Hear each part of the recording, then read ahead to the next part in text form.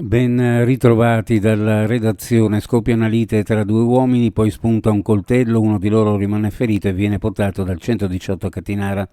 È successo a mezzogiorno di ieri in piazza Cavour a Monfalcone davanti a diverse persone. Si tratta di due giovani di origine bengalese di 24 e 27 anni, ferito in gravi condizioni in prognosi riservata dopo essere stato raggiunto da diversi fendenti in varie parti del corpo. L'aggressore è stato fermato e arrestato dai carabinieri. In ausilio è arrivato sul posto anche la polizia di Stato. Pomeriggio impegnativo sulle strade triestine, due veicoli, quelli di ieri, sono capottati a distanza di tempo ravvicinate in due diverse zone della città. È successo intorno alle 12.30 di ieri. Gli incidenti in cui i veicoli hanno terminato la loro corsa con le ruote all'aria si sono verificati in via Rossetti e poi in via Commerciale. In quest'ultimo caso una donna, forse per un malore, avrebbe perso il controllo della sua Panda rossa schiantandosi contro delle auto in sosta all'altezza del Civico 27. Sul posto il 118, i carabinieri, i vigili del fuoco, che hanno estratto la donna dalla sua vettura e l'hanno affidata alle cure del personale sanitario. Doppio furto in casa, uno avvenuto sabato in un condominio di via Ricci 8, trasversale di via Giulia, all'altezza di piazza Volontari Giuliani, l'altro a Bagnoli della Sosandra. Nel primo caso i ladri hanno rubato gioielli il cui valore è stato quantificato in 15.000 euro.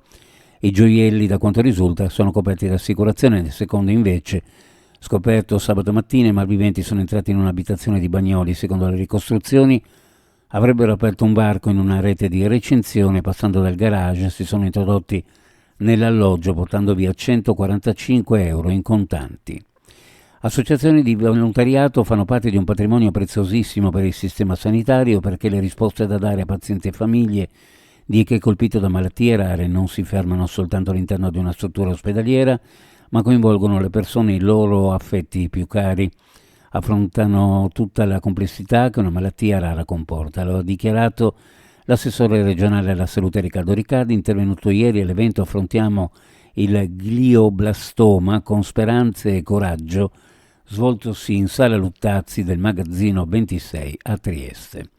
Uno sguardo alle previsioni meteorologiche: cielo in prevalenza variabile, possibili maggiori schiarite specie verso sud-est, sul Tarvisiano, sulle Prealpi Giulie nel pomeriggio non si esclude qualche debole precipitazione sparsa con quota neve a 1500-1700 metri, possibili foschie su pianura e costa, temperature minime in pianura fra 3 e 6, le massime fra 12 e 14 gradi, sulla costa minime fra 6 e 9, le massime fra 10 e 13 gradi centigradi.